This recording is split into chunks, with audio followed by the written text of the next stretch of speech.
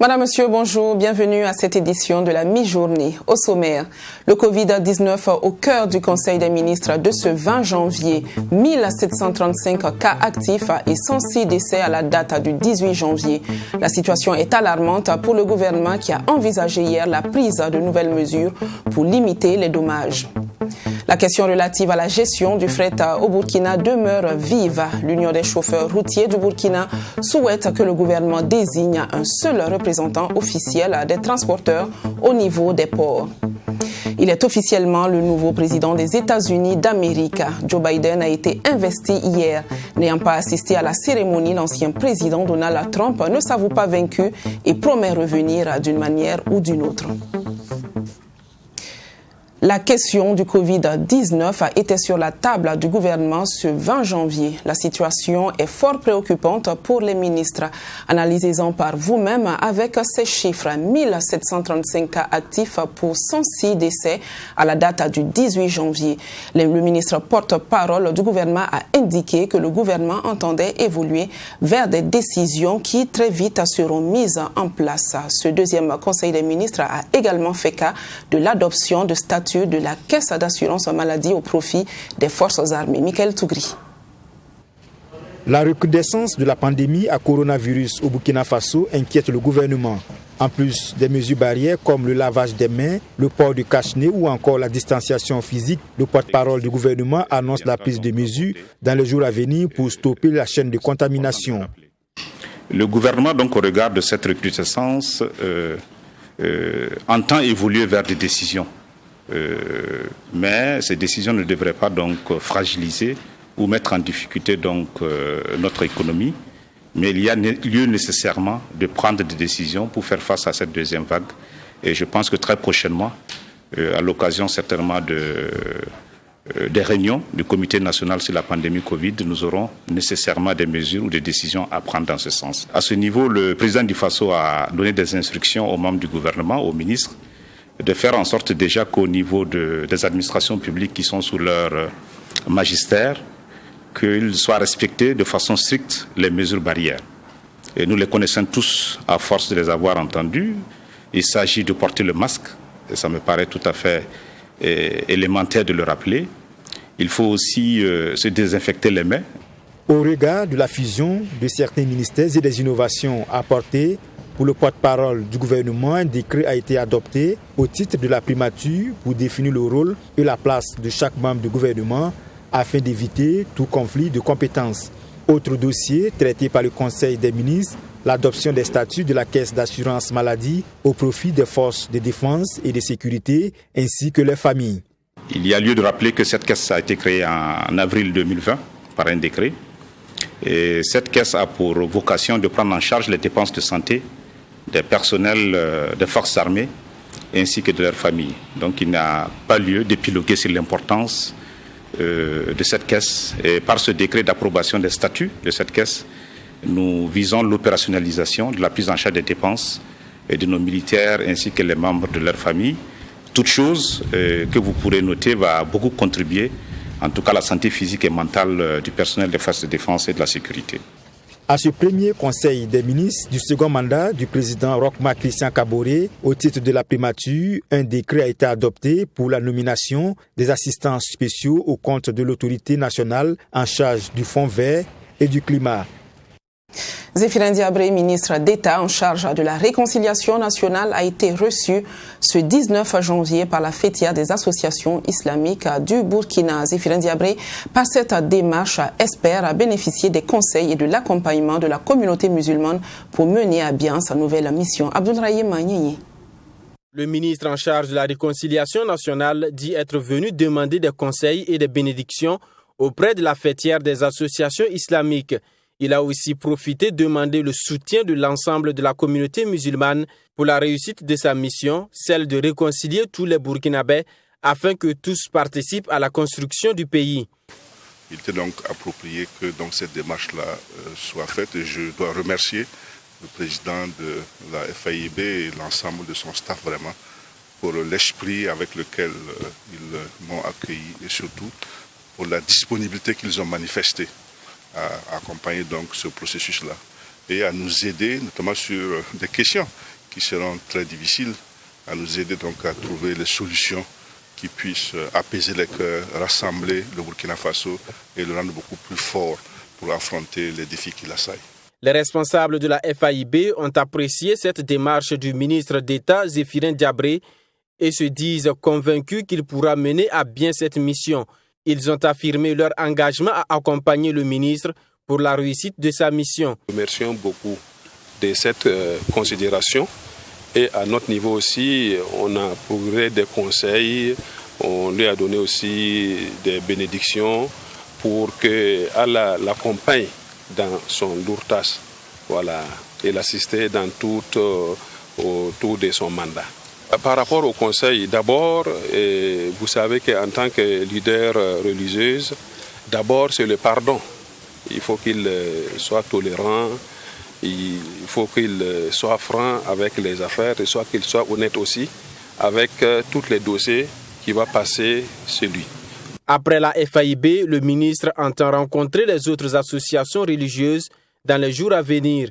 Il soutient que les responsables religieux ont un rôle fondamental à jouer dans la marche vers la réconciliation nationale. À l'Assemblée nationale du Burkina, le président de l'institution Alassane Balassa Kandé a reçu des mains d'Alexandre Tapsoba le projet de règlement de l'Assemblée nationale. Ce document, dont le contenu est resté secret, fera l'objet de discussions en plénière le 22 janvier prochain. Mamidriana Kamabou. Alexandre Tapsoba, président de la commission ad hoc, remet officiellement les conclusions des travaux de l'élaboration du règlement de l'Assemblée nationale à Balassa Kandé, président de l'Assemblée nationale. Composé d'environ 175 articles, ce document va permettre de régir le fonctionnement de l'Assemblée nationale pendant ces 5 prochaines années. Un rapport dont le contenu n'a pas été révélé à la presse. Je pense qu'après l'adoption du document, vous pourrez prendre connaissance de son contenu, mais dès à présent, je ne peux pas vous dire quels sont ce qui est contenu dans le document. Parce que nous venons de faire la remise officielle et je pense qu'il y a une séance plénière qui est prévue pour cela. Et à l'issue de son adoption, vous allez pouvoir découvrir ce qu'il y a dans le projet de règlement que nous venons de remettre. La commission ad hoc a disposé de 10 jours pour élaborer ce rapport. Un document qui fera l'objet de discussions en plénière le 22 janvier prochain avant d'être remis au Conseil constitutionnel pour vérification afin de s'assurer qu'il est en conformité avec la Constitution. Et nous allons naturellement discuter de ce document en plénière avant son envoi au niveau du Conseil constitutionnel qui va regarder si notre règlement est conforme à la Constitution. C'est après quoi maintenant nous pouvons mettre en place les différentes structures, les différents organes de l'Assemblée nationale. La commission ad hoc chargée de l'élaboration du règlement de l'Assemblée nationale est composée de 23 députés issus des 15 partis politiques que compte la 8e législature et de 7 membres de l'administration parlementaire.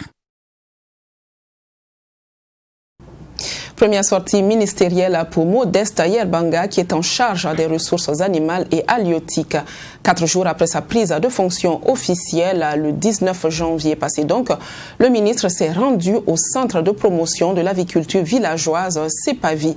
Là, il a pu visiter les installations et s'est familiarisé avec la méthode de travail des ouvriers du centre. Le ministre Yerbanga n'a pas omis non plus d'encourager les premiers responsables du CEPAVI. Nadine Zongo pour le reportage.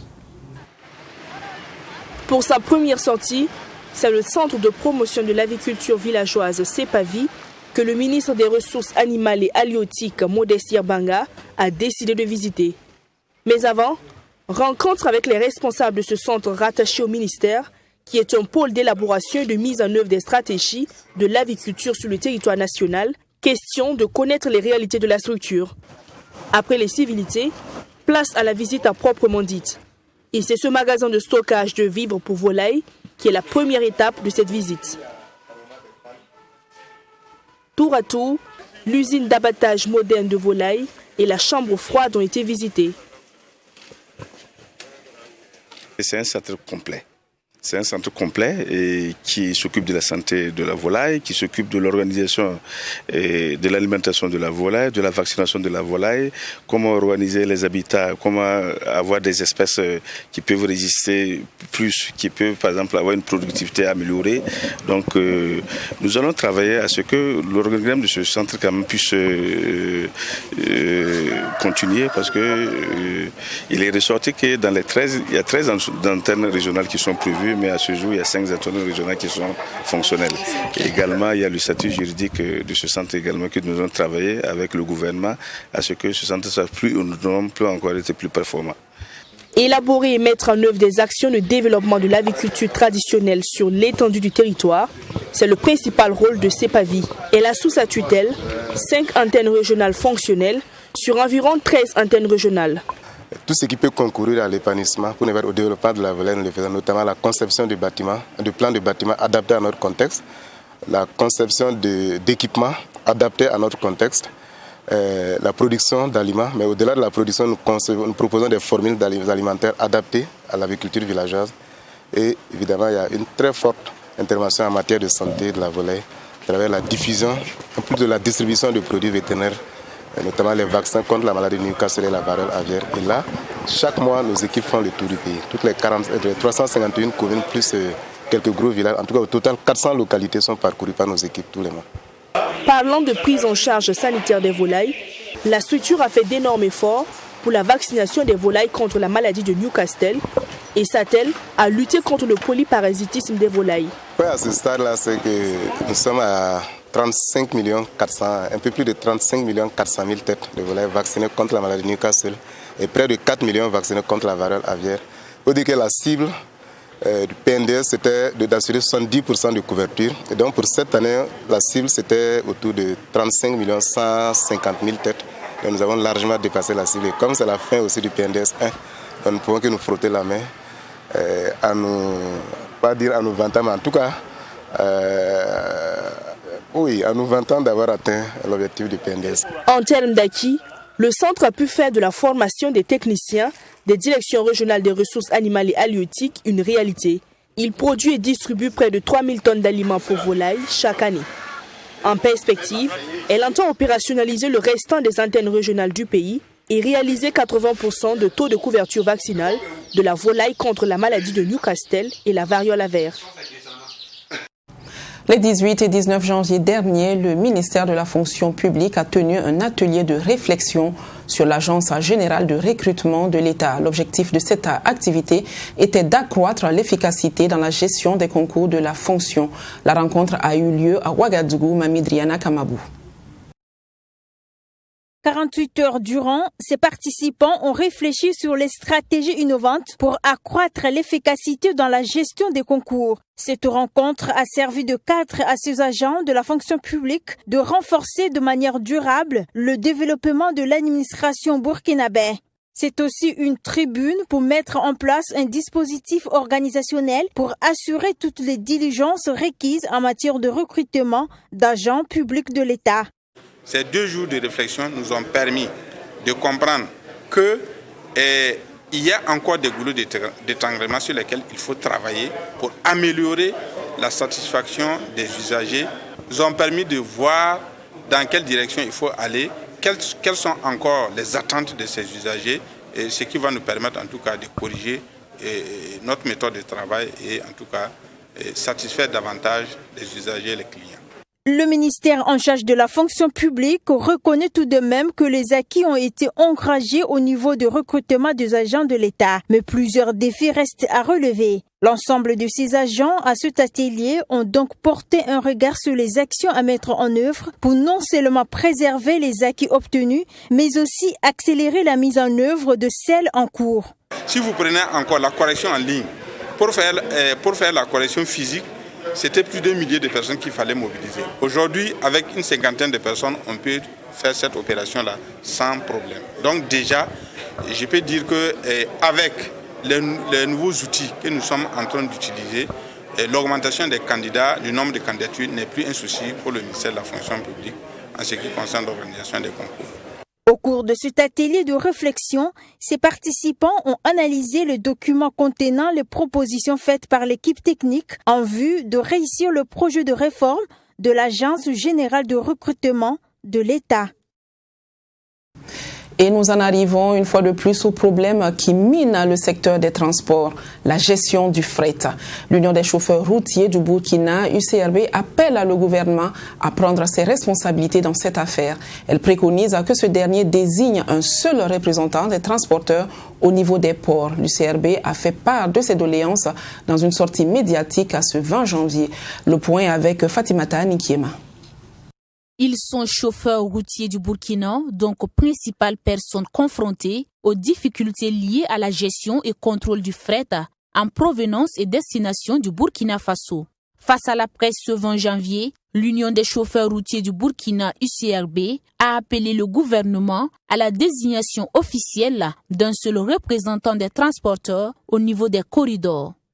Ici, vous allez trouver les mêmes chauffeurs du Haut Conseil, vous allez trouver encore les chauffeurs de la FUTRB. Nous sommes des travailleurs, nous ne pouvons pas faire une distinction. C'est pour la raison pour laquelle nous rejetons la balle au camp du gouvernement qui a eu le temps de remettre des récépissés à toutes les deux structures, de nous dire auxquels des syndicats nous devons travailler au niveau des ports. Je pense que la question est très simple. Selon les premiers responsables de l'UCRB, il y a deux structures représentant les transporteurs sur le terrain, à savoir la fêtière unique des transporteurs routiers du Burkina et le Haut Conseil des transporteurs, alors que le comptoir burkinabé des chargeurs CBC doit se faire assister par un seul représentant des transporteurs. Donc, l'État doit être en mesure de sortir dès ce soir-là pour nous dire, parce qu'à partir de demain matin, nous allons être sur le terrain, pour tout camion doit venir de Lomé sans les bons de chargement, sera pénalisé par le CBC à raison de 200 000 francs. C'est ce que nous avons aussi fait à Bitou. Nous, le CRB, nous avons mis un poste où tout camion qui vient sans bon de chargement, nous retirons les documents du véhicule, on remet, on te verbalise, on t'amène à 200 000 francs avant de partir. Là, prochainement, tu vas aller sur la procédure normale. Rappelons que la mise en application de l'arrêté portant modalité de gestion et contrôle du fret en provenance et destination du Burkina Faso a pour objectif d'assainir le milieu du transport au niveau des corridors. Un arrêté qui est en vigueur depuis le 15 décembre 2020. Son instauration crée des frustrations et ouvre les portes aux dérives, notamment l'intervention des intermédiaires communément appelés coxers, selon les responsables de l'UCRB. Une pratique qui contribue à renchérir le coût des denrées de première nécessité, ont-ils ajouté. En Côte d'Ivoire, les ressortissants du village de Gando dans la province du Boulgou veulent davantage s'investir dans le développement de leur village d'origine. Un engagement louable pris à l'occasion de leur retrouvaille qui a scellé la confiance et la réconciliation dans la commune de Komassi à Abidjan. Correspondance de Yamba Kabri. Un morceau de bois a beau durer dans l'eau, il ne deviendra jamais un caïman. Certains compatriotes de la diaspora burkinabé en Côte d'Ivoire ont bien compris ces proverbes sénégalais et renforcent leur unité d'action malgré les divergences pour parvenir à une solidarité agissante au profit du développement de leur village d'origine. À l'image de bon nombre d'associations, celle des ressortissants de Gando dans la région du centre-est de la province du Boulgou s'organise pour apporter sa contribution au développement local, la confiance retrouvée. Nous sommes là pour soutenir nos maris dans leur démarche. En tout cas, pour que tout réussisse, il faut qu'ils oublient le passé. S'ils marchent toujours dans le passé, là, ça ne pourra pas marcher. Donc il faut qu'ils oublient. C'est ce que moi je leur demande. Ils n'ont qu'à oublier le passé pour pouvoir avancer. Nous avons essayé de dissiper les doutes. Nous avons essayé de trouver des solutions, disons, une vraie réconciliation au niveau de la famille, pour relancer vraiment les activités de la famille. On a eu aussi des propositions qui étaient très intéressantes pour la famille. Je vais parler des propositions par rapport aux services socio-culturels, au développement du village. La jeunesse disait, bon, on suit, vous les vieux, le grand-père, le papa, on suit ce que vous dites. sans apporter leur contribution, sans apporter leurs idées. Mais nous sommes en 2021. On ne peut plus avoir les mêmes idées que les années 60. Le nom des Samandoulgou sont sortis tellement que quand on dit Samandoulgou, tout le monde le voit en grand déjà. Et pourquoi pas notre village? On arrive dans notre village, les gens sont découragés de nous. Pourquoi? Pourquoi nous? Il faudra qu'on se lève pour devenir un seul homme, une seule femme, ensemble, pour que Gando puisse avoir des avancées notables.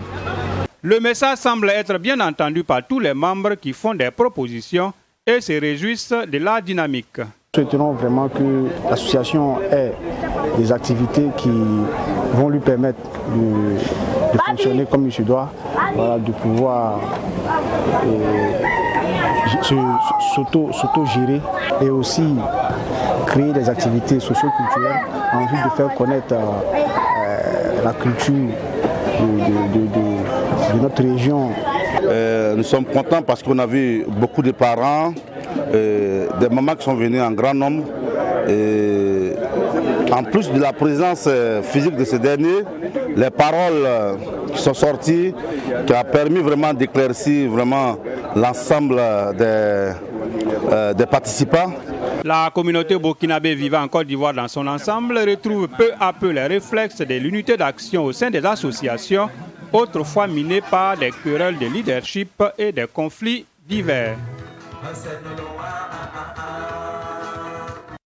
Ce 20 janvier 2021 a marqué la fin du mandat présidentiel de Donald Trump et parallèlement l'investiture de son rival Joe Biden. Le démocrate, ancien vice-président de Barack Obama, et sa colistière Kamala Harris ont prêté serment lors d'une cérémonie au Capitole. Découvrez le portrait du 46e président des États-Unis d'Amérique. Il est l'éternel revenant de la vie politique américaine. À 78 ans, le voilà président des États-Unis. Sa troisième tentative aura été la bonne. Né dans la ville ouvrière de Scranton, en Pennsylvanie, c'est dans le Delaware que Joe Biden passe presque toute sa vie. 37 ans au poste de sénateur. Lorsqu'il est élu en 1972, tout lui sourit. Il a 29 ans, 3 enfants, une carrière prometteuse. Mais 6 semaines plus tard, il perd sa femme et sa fille dans un accident de voiture. I think suicide for many people is a rat. I can understand. I never went to the bridge. The closest I came, I'd get up in the middle of the night and go out and take out a bottle of scotch that was in there, and I'd sit at the table and I'd try to make myself. En 2008, Barack Obama le nomme vice-président.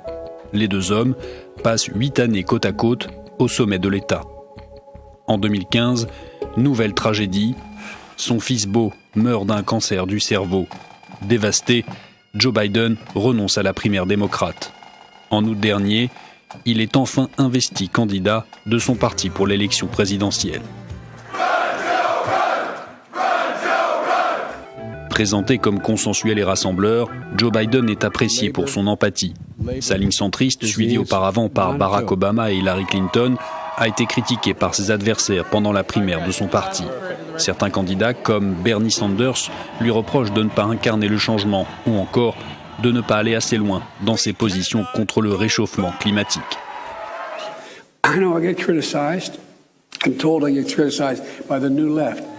Pendant la campagne, il profite de la crise du coronavirus pour imposer une image d'homme politique responsable face à un président contestant la dangerosité de l'épidémie.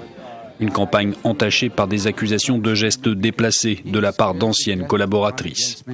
Depuis son élection, Joe Biden continue de se poser en rassembleur. Il n'a cessé d'appeler à l'unité du pays, malgré les accusations sans preuve de Donald Trump et de ses supporters sur de supposées fraudes. Mais après l'invasion du Capitole par des militants pro-Trump, changement de ton, Joe Biden n'a pas hésité à pointer directement du doigt le président sortant, l'accusant de saper les fondements de la démocratie américaine. Une note sportive et joyeuse avant de clore ce journal. Les étalons locaux ont remporté hier à Yaoundé le match contre les Warriors du Zimbabwe, une première dans leur histoire à cette phase finale du championnat d'Afrique des Nations. Ce score de 3-1 relance par ailleurs les Burkinabés dans le groupe A du CHAN 2020. Retour sur la prestation des étalons avec Assami Tiemtori. Les étalons locaux se relancent dans ce 6e championnat d'Afrique des Nations en venant à bout des Warriors du Zimbabwe ce mercredi soir. Compromis, les poulains de Seydou Zerbo Dikrol ont bien fait le boulot. Une domination dès l'entame de la rencontre, et ce jusqu'à la fin, couronnée par 3 super buts. Qui passe à côté des buts du portier Sawadogo. Le premier en première période suite à une frappe de Youssouf Soso à la 14e minute. Le ballon qui échappe à tout le monde, mais... Les 2 autres, en seconde période, signé Claver Tienebego. Mais malheureusement, Kiende Breogo a suivi. Et Isaka Ouedraogo, entré en cours de jeu. Sur le montant. Et voici le 3e but de celui qui venait de faire son entrée dans ce match. Les Warriors avaient marqué entre-temps en première période, dont une victoire de 3-1 pour les étalons locaux. La réponse de Patson Joare. D'abord, je dédie cette victoire à tous les sélectionneurs des étalons locaux de différents champs. Parce que comme vous le dites là, c'est la première victoire de l'histoire du champ des étalons. Donc je dédie d'abord cette première victoire à tous les sélectionneurs qui m'ont précédé aux étalons locaux. Le discours que nous avons donné aux jeunes, on nous a dit, on nous a égalisé. On a égalisé le but, on va un but partout à la première partie. Deuxième partie, il faut lever le niveau de jeu pour qu'aujourd'hui nous puissions sortir de ce stade avec une victoire. Donc, il faut entrer dans le soir. En disant ces mots, je pense que ça a reconquéré le moral et ça les a amenés à se surpasser au-delà. Une victoire historique pour le Burkina Faso qui vient d'avoir sa première victoire d'une phase finale de championnat d'Afrique des Nations après 3 participations. Avec cette belle prestation, les étalons ont encore une chance de se qualifier pour les quarts de finale. Maintenant, on a gagné et je pense bien que c'est un signe d'espoir pour continuer la compétition. Alors nous jouons contre le pays hôte. Certes, ça a des avantages. Elle a son public, elle a son terrain, et elle sont avantageuses sur le plan. Ben, néanmoins, nous allons jouer nos armes. Se battre pour atteindre les objectifs. Je le répète encore, nous allons nous battre avec nos armes qu'on a pour atteindre les objectifs. Je reviens en arrière encore, que ce soit partir du Zimbabwe et éliminer contre le Mali, pour le respect du football et pour la dignité des Zimbabwéens eux-mêmes, ils doivent jouer le match à fond. Allez. Dans ce groupe A, le Cameroun et le Mali s'étaient séparés sur une note de parité après le score d'un but partout. Au classement, les 2 équipes ont 4 points plus 1, suivi du Burkina Faso avec 3 points plus 1. Le Zimbabwe a 0 points moins 3. La prochaine rencontre du Burkina Faso, c'est pour ce dimanche, face au Cameroun, le pays organisateur. Fin de cette édition, je vous quitte sur cette photo du baobab géant de Toumousséni. Toumousséni est une petite commune rurale située dans la province de la Comoé. C'est dans la région des Cascades au Burkina Faso. Je vous donne rendez-vous demain à la même heure. Agréable suite d'après-midi en compagnie des programmes de 3TV, la télévision interactive.